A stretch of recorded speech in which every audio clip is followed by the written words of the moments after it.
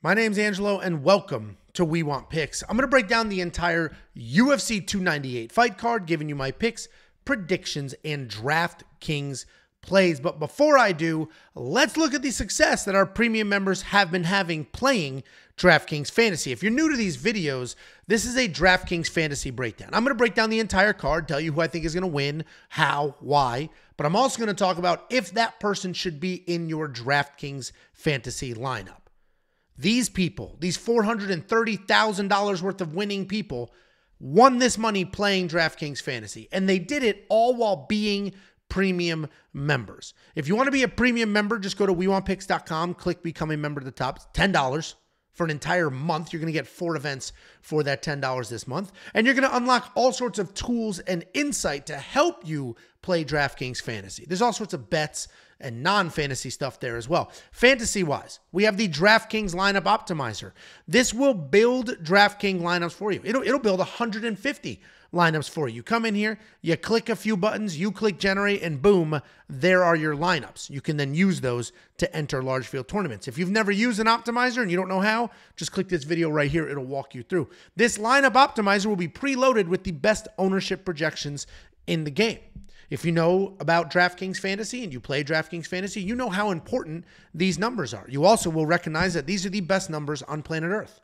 And if you've seen this video multiple times, you know that I make this claim every single week with actual data to back it up, which means every single week, We Want Picks has the best DraftKings Fantasy ownership projection numbers in the game.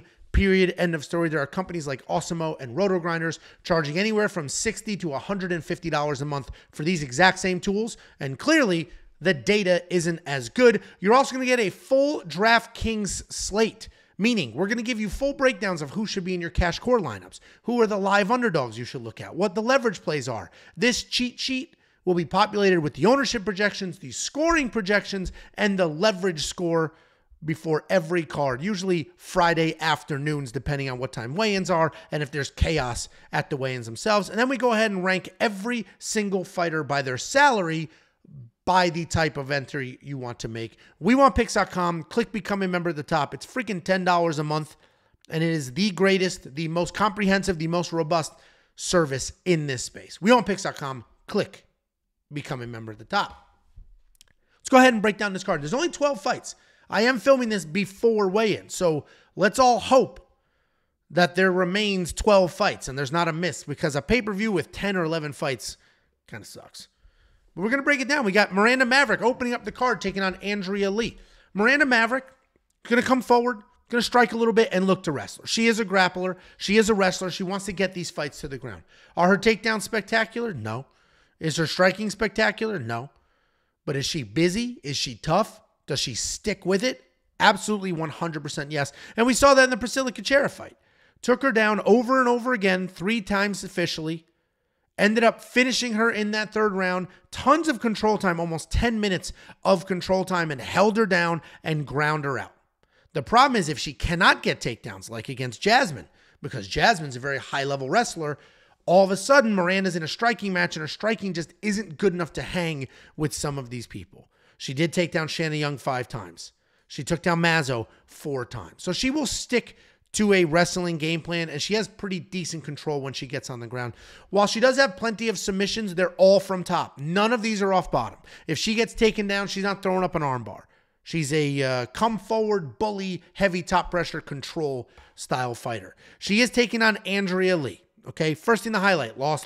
3 losses in a row. Second thing to highlight, look at who she lost to. Natalia Silva. Quite frankly, Natalia Silva's top 5 in the world right now. Could be champ by the end of the year.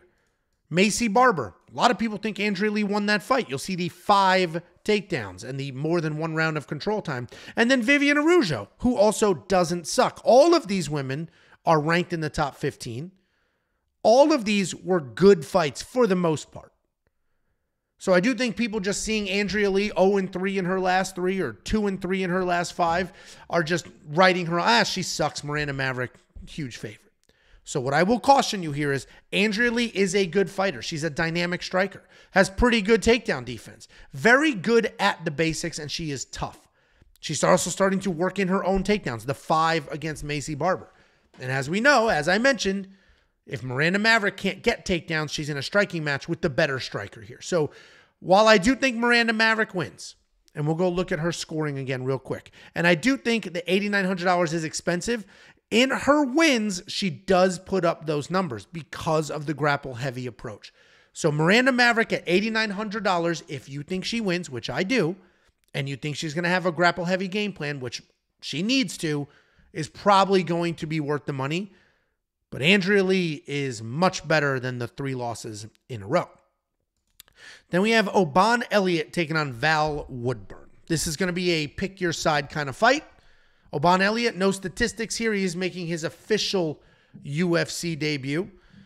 He's a pretty well-rounded guy, plenty of cardio. He can go hard for 15 full minutes. And he's got a lot of different tools in the bags. When he's striking, he wants to dance around the outside, and then he'll fire off overhands, crowd, and come in. He is fast. He is athletic. He is flashy. He does lots of spinning. Decent takedown defense. If he is taken down, he does work back to his feet pretty well. And if he ends up on top, he's not chasing submissions, right? He'll hang out.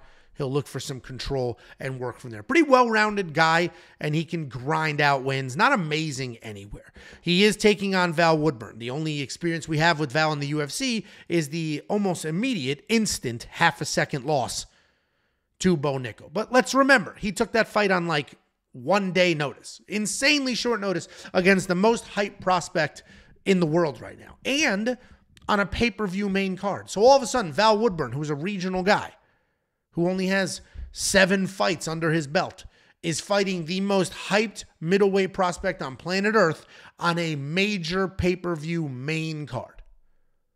A lot going on for Val Woodburn, so we can cut him a little bit of slack here. But overall, he fights exactly how he looks. There's no picture here, but he is short, he is jacked, he's explosive, he's got big hands. What he does do better than how he looks is he's got cardio. You would assume a guy that powerful, that jacked, doesn't have good cardio. He does have some cardio. He can go for a little while. And he's pretty durable. Obviously, this literally says otherwise right here, but he's a pretty durable guy. He can go ahead. He can come forward. He can defend some takedowns. He can fight against the cage. So what I will say, if you have a large field tournament, you're chasing that $100,000, I think you need a few entries with Val Woodburn. $6,900 for a guy that hits as hard as he does. A guy that actually has a good amount of cardio versus a UFC debut who's not amazing anywhere, has no big power. Oban Elliott's not finishing anybody. I think you could have some exposure to Val Woodburn. Oban Elliott should win. He is the better overall fighter, right? He's a little bit better everywhere. He's not nearly as dangerous as Val, but he's a little better everywhere. Oban Elliott's the pick. I'm not going to put Oban in my lineup. If we're looking at that $9,300 price point, he's not. I personally don't think he's worth it, because I don't think he's going to win by finish, and he's going to need a finish to cover that salary.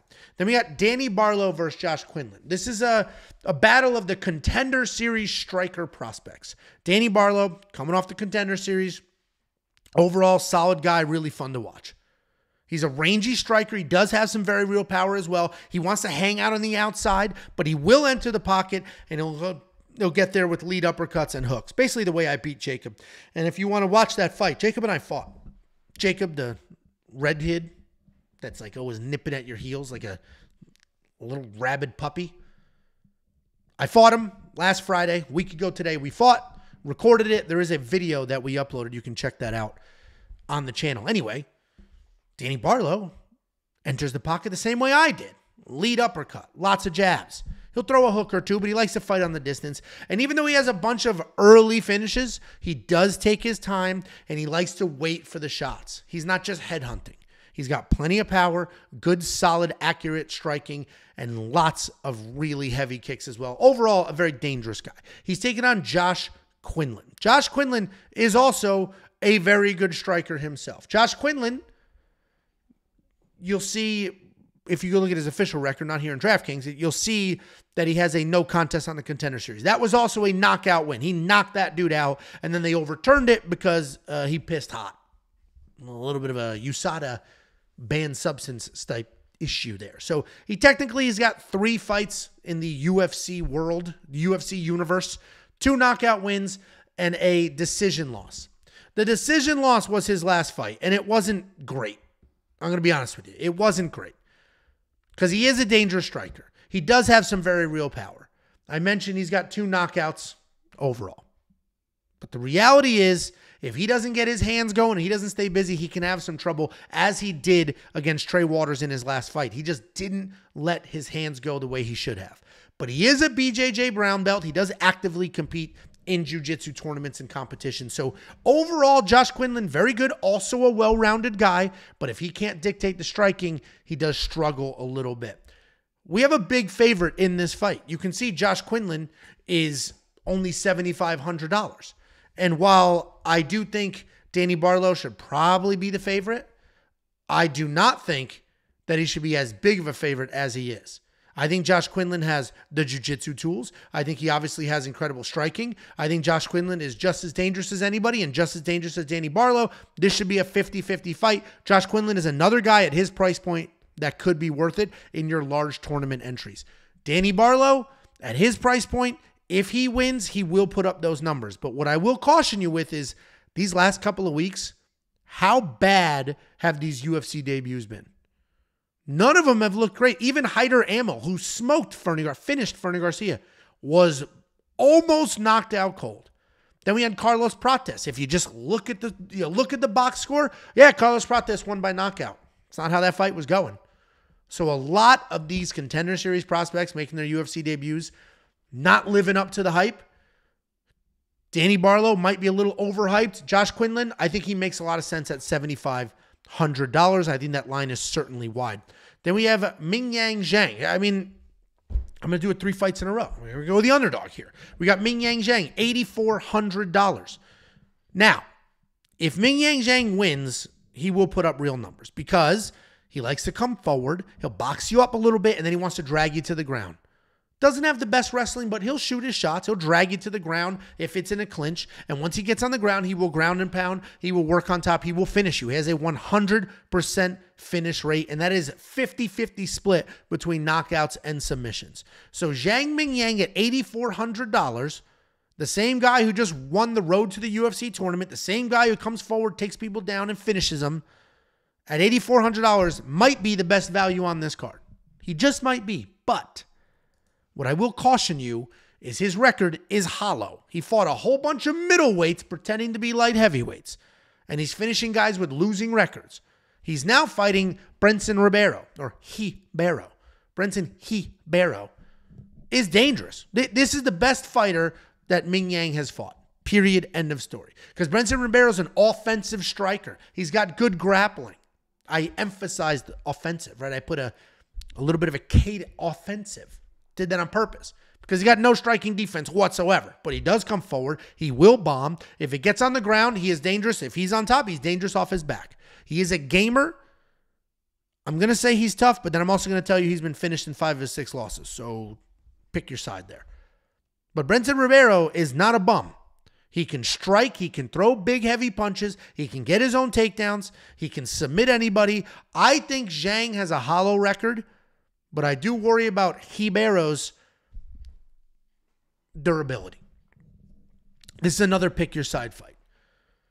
Either Zhang is going to be exposed big time and Ribeiro's going to get a finish here, or Zhang's going to do exactly what he does. Crowd, get Ribeiro to the ground and finish him there. While I pick Ribeiro to win, he is my official pick, and a lot of that has to do with Zhang's hollow record.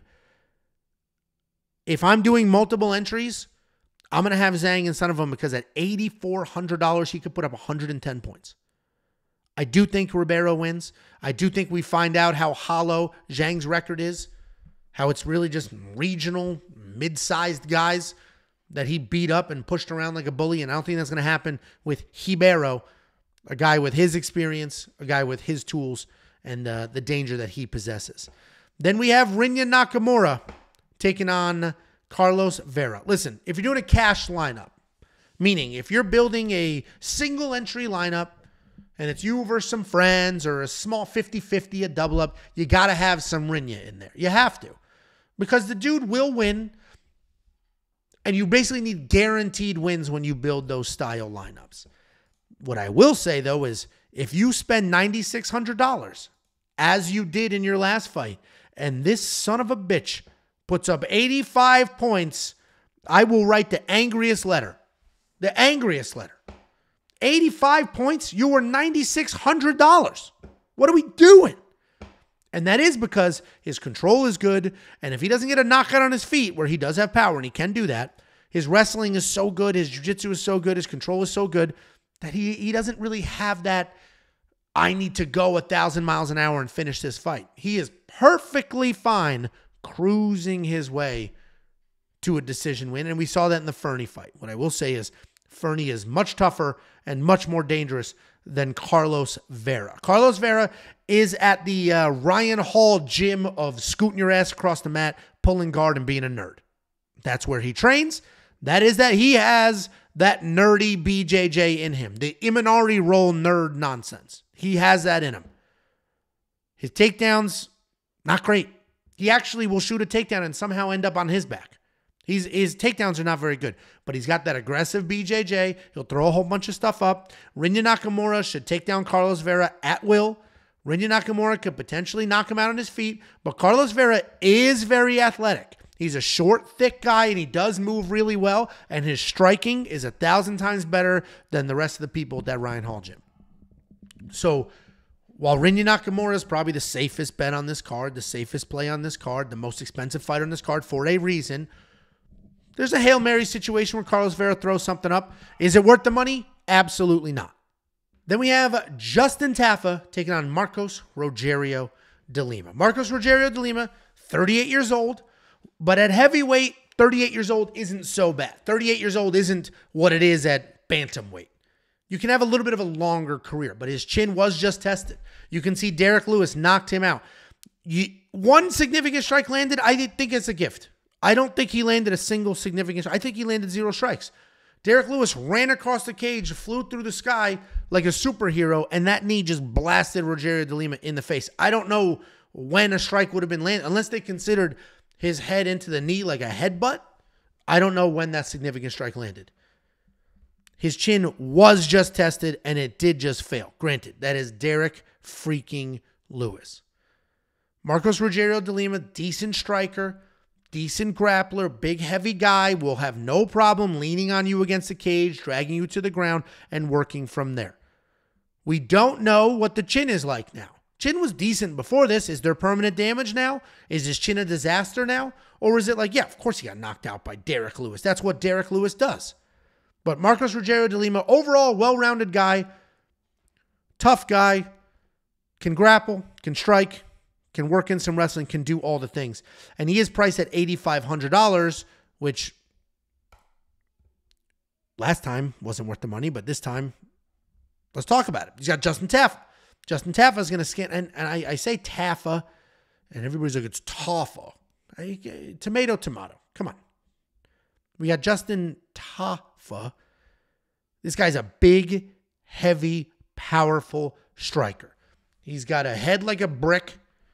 He throws bricks with his hands. He's got thunderous leg kicks, and he's got thighs. Like, his legs are like, they're just enormous. They're enormous legs, like 5-gallon bucket thighs. And the reason that's important is because Marcos Rogerio de Lima is not going to want to be trading strike for strike with Justin. He's going to want to close the distance and get him to the ground. I don't think it's going to be that easy to get Justin to the ground. If he's trying to shoot a real shot, there's no way it happens. Nobody has ever taken Justin down. Now, if he pushes Justin against the cage and stays super tall and keeps his chest in his face, works an inside trip, tries to kick out a leg, he could potentially get him to the ground. And we don't know what Justin's going to look like on the ground. We've never seen it. I imagine useless. I imagine useless. That body type that helps keep you on your feet doesn't exactly scream, I can scramble on the ground. These are heavyweights. One punch changes everything. Getting put on your back, just a fish out of water. Anything can happen.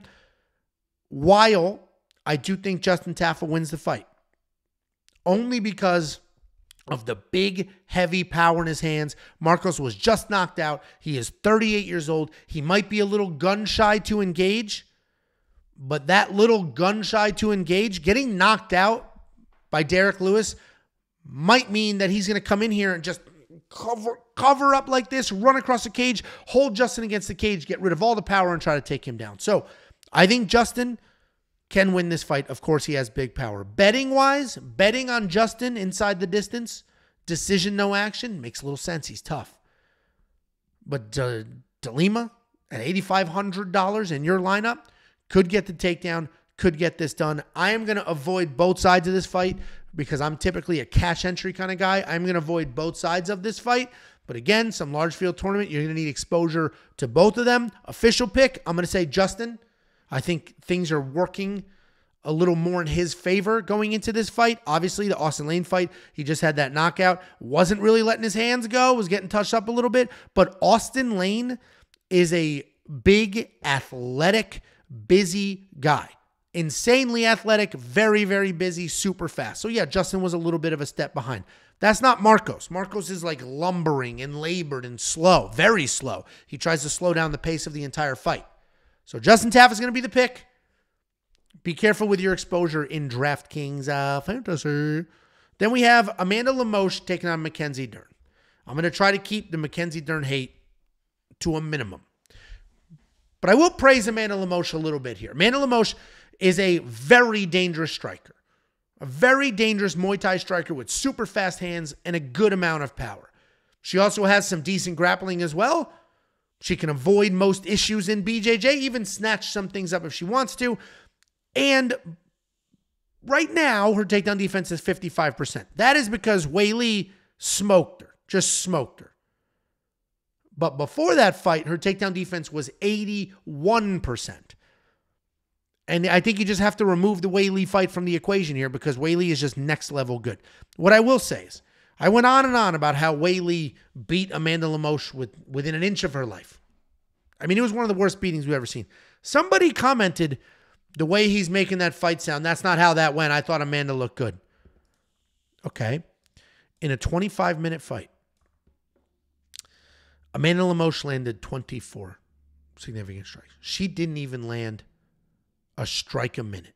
A minute. If I sat here silently for a minute, you would think your phone broke or your TV or wherever you're watching. You would think something broke because you'd be like, what the hell's wrong? And then you would have enough time to check those things. A minute is a long time. And she didn't even land one strike per minute. Amanda Lemos got her breaks beat in. She got beat bad in that fight, but it's okay. Weili might literally be the best on the planet, especially now that Amanda Nunes is gone. So it's okay. She got out-wrestled, beat up, and Weili Zhang is just that girl right now. She's taking on Mackenzie Dern. Mackenzie Dern is the nerdiest of the jiu-jitsu nerds. The takedowns are atrocious. She has a 13%, sorry, hold on, I'm sorry. 14% takedown accuracy. If she shoots 100 takedowns, 86 of them will get stuffed. It's embarrassing. She is fighting in the biggest fighting promotion on planet Earth. The biggest fighting promotion. This is the NFL of fighting. And she's on a team. And she gets it done 14% of the time. Now, if she gets it to the ground, or if she can climb your body against the cage like she did against Tecia Torres, she can have some success, make something happen.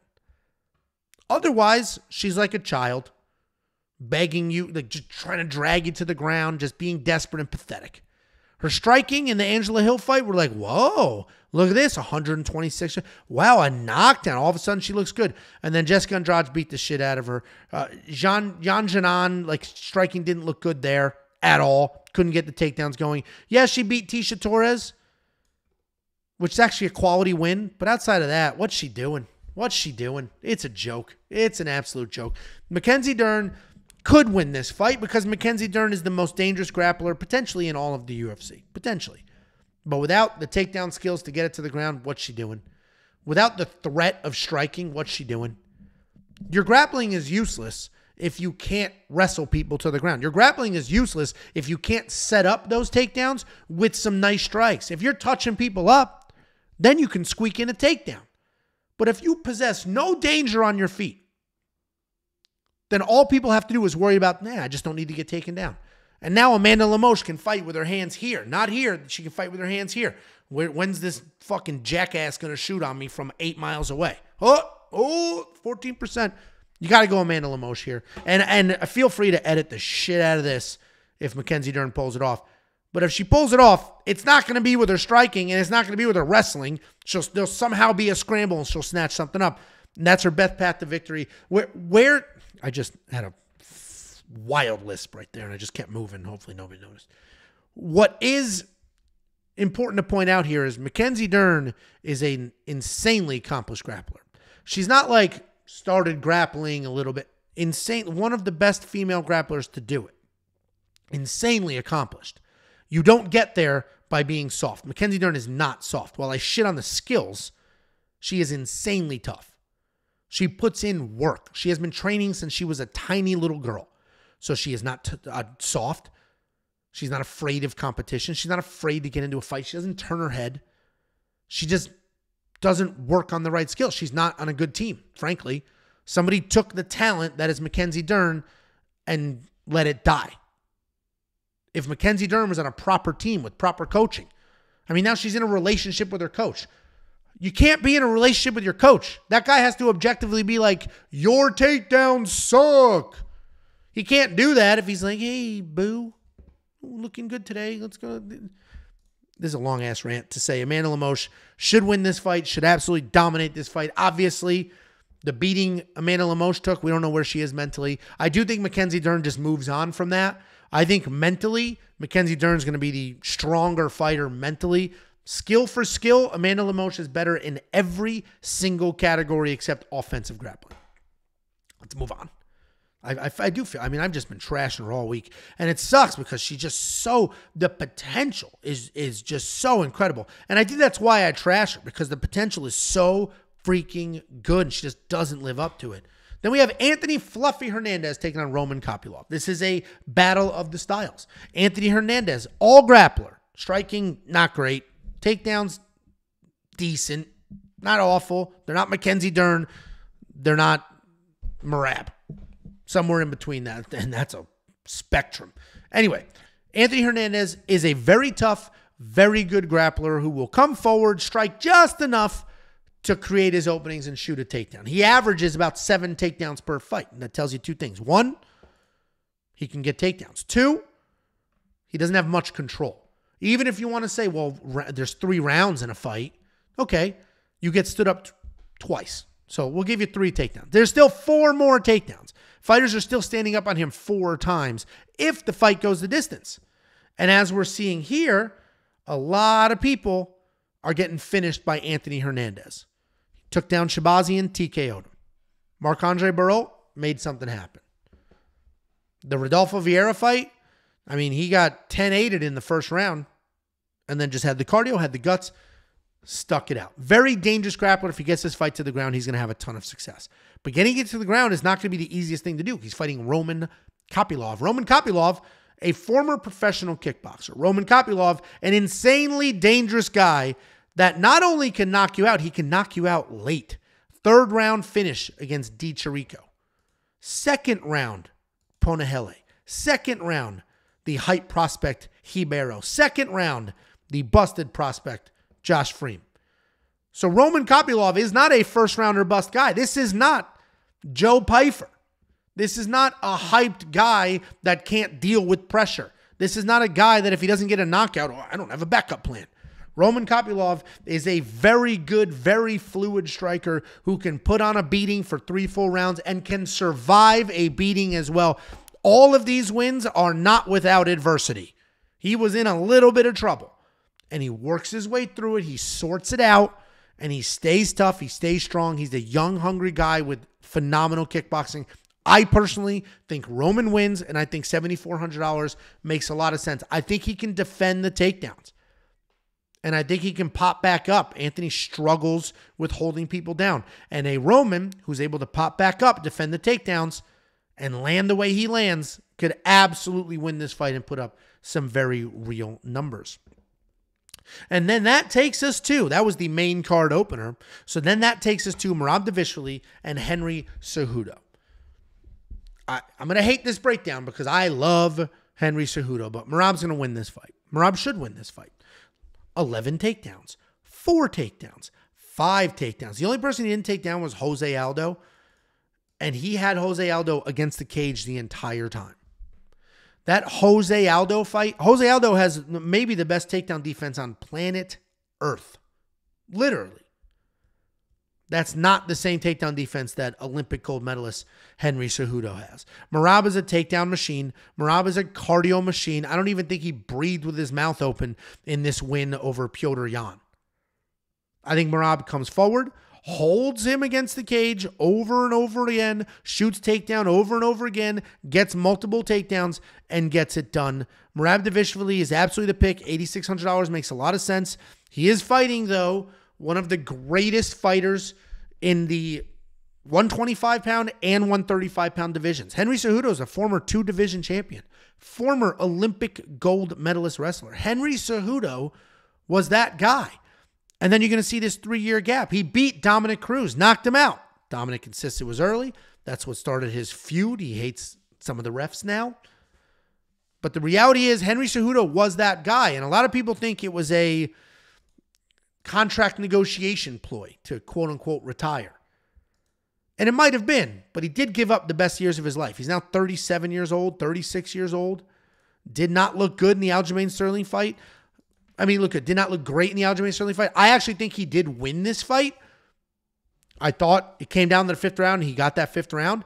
But the reality is Henry Cejudo can be taken down. Henry Cejudo doesn't deal well with wrestling pressure. He deals incredibly well with forward pressure when he's the one pushing the pace. He's the one shooting the takedowns. But if you're pushing him, you're backing him up, he can struggle a little bit with that. So Henry Cejudo, while I love him, I would love if he wins. I think he loses a decision where Miranda Dvalishvili is just taking him down over and over and over again and hanging out on top. And then we have the featured fight of the evening, Ian Garry versus Geoff Neal. What I will tell you is put your bias aside. Ian Garry is maybe the most unlikable person in the UFC. He's not particularly clever. He is very sensitive. He does a lot of crybaby bullshit. He's not well liked in the community either. He's been kicked out of multiple gyms for being a shitty training partner.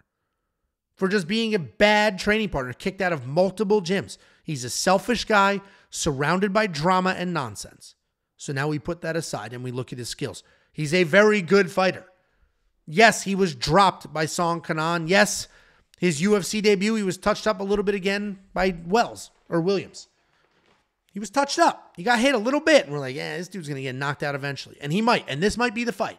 But if we're just looking at skills, Ian Garry is a very good striker who manages distance insanely well, who is insanely accurate, and can play that game. And he has no problem doing it for 3 full rounds. Ian Garry is very good and is the better fighter in this matchup, despite all of us wanting him to get knocked out. And Geoff Neal might be that guy. Geoff Neal might be the guy that can finish Ian Garry. Geoff Neal might be the guy who can show up with big, heavy power and finally land the punch. Ian's chin goes straight up after a little bit. But Geoff Neal's not the better overall fighter. He's not the better striker. He's maybe the better wrestler, but Ian Garry's takedown defense is so good. The problem is Geoff Neal does not like being backed up. Ian Garry can come forward, keep him at the end of those very long arms, touch him up, and then ride out a decision win.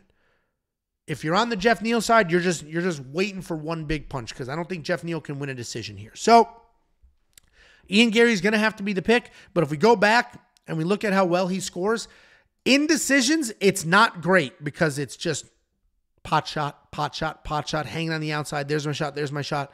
So I do not think Ian Garry is worth the $9,100 because Geoff Neal is very tough, and I don't think Geoff Neal is going to get finished the same way that Song Kanan or Rodriguez was head kicked into oblivion. Then we have the co-main event of the evening. We have Robert Whittaker taking on Paulo Costa. Robert Whittaker is another one of these guys who I love. Maybe the most well-rounded guy in the middleweight division. He's not the current champion. He was just beat by the current champion. Bell to bell. Every minute of this fight, he was losing.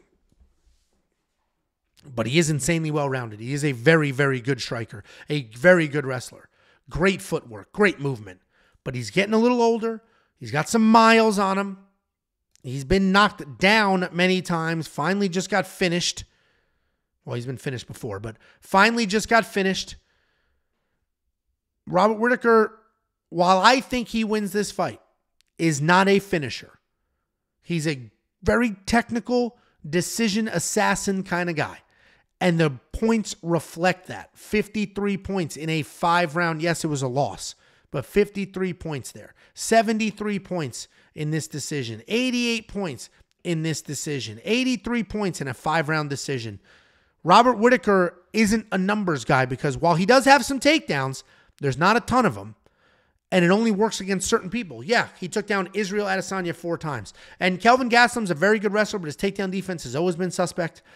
And Robert Whittaker was able to take him down with incredible timing and pace. He is taking on Paulo Costa. Paulo Costa is a beast of a human being. He's massive for this weight class. Not only is that jawline incredible, his cardio is very good too. And you're going to say, well, he looked like shit against Luke Rockhold. That was at elevation. Everybody on that card got exhausted. That was at elevation. Paulo Costa has tons of energy, plenty of cardio, and he is a dog. This Yoel Romero fight was a wild back and forth war. The Adesanya fight was not good, but he was like, I'm hungover. I drank last night, which was really stupid.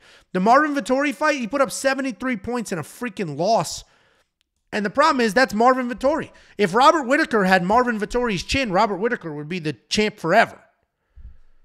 So Paulo Costa can get this done. I am going to be on the Robert Whittaker side. I think Robert Whittaker, I said a lot of negative things about him, but that's just to lead up to the point of he's not worth the money. He does not put up numbers. I think Robert Whittaker wins a decision here. I think he's going to have perfect distance, maybe squeak out a takedown. I don't know about a takedown, but I think he's going to stay on the outside really well, manage the distance really well. Paulo Costa, while he's a very good grappler, doesn't shoot as many takedowns as he should. And I think Robert Whittaker is going to win a decision. But he's not going to put up $9,000 worth of points. And then we have the main event of the evening. Pick your side. $8,200 is the greatest value in the history of Volkanovski. Because, yes, obviously, he was $6,700 against Islam. But that's Islam. That's the champion a weight class above. The last time he was even in the 8s was against Brian Ortega, who he dominated and put up 136 points. Dominated. Alexander Volkanovski has covered his salary and then some in every single win. Alexander Volkanovski is the longtime reigning champion. This guy's got very good striking, very good pressure, very good cardio, very good wrestling. He's got an incredible resume. He beat the Korean Zombie when he was still good. He beat Max Holloway, who is still good. The first Makhachev fight, a lot of people think he won. I don't agree with those people. Brian Ortega, very dangerous grappler. Jose Aldo, Chad Mendez, Darren Elkins. Like, these are good quality wins against good, dangerous people. Alexander Volkanovski has earned his spot as one of the best featherweights of all time. He is taking on the most dangerous person he's ever fought. Period. End of story. But if we look at Ilya's resume, it's not as good. Yes, he's undefeated at 14-0. Yusuf Zalal has a losing UFC record. Jackson, losing UFC record. Ryan Hall, straight up jiu-jitsu nerd with nothing to offer. Jai Herbert dropped his ass. Dropped Elliott Topuria. Bad. And almost had him out of there. Bryce Mitchell, jiu-jitsu nerd with a couple of offensive takedowns. And then Josh Emmett, 40-year-old who just wings white hands. That's it. So yes, he beat the crap out of all of these people. As he literally beat the piss out of every single one of them. The only time he looked human was when Jai Herbert dropped him. In the Josh Emmett fight, it was a decision, but he pounded that dude's face in. Elliott Topuria is a very good striker. He's got Georgian wrestling. Seems to have plenty of cardio. Good power. Elliott Topuria is very good, the most dangerous guy that Alexander Volkanovski has ever fought. But I personally think Volk is going to get it done. I don't think Ilya knows what he's in for with the constant pressure, the constant shooting, defending takedowns. I don't think Volkanovski is going to be standing upright in front of him long enough to eat one of those big power shots. So I personally am on the Volkanovski side. I think the price point is a discount, $8,200. He has soared past that number in basically every single fight he's ever been in. But certainly if you're on the Ilya side, $8,000 is a great price for him as well. Because anytime you get these undefeated guys that have been doing this to their opponents, we either find out very quickly it was a hype train or they end up being the next big thing. I'm on the Volkanovski side. That is the breakdown. Become a premium member. Join these people. for only $10 a month. Put up some winning tickets, make some very real money, and you can do that with all the tools that we offer, all the insight that we offer, and the best DraftKings ownership projections in the game. WeWantPicks.com. Click Become a Member at the top. It is only $10 a month.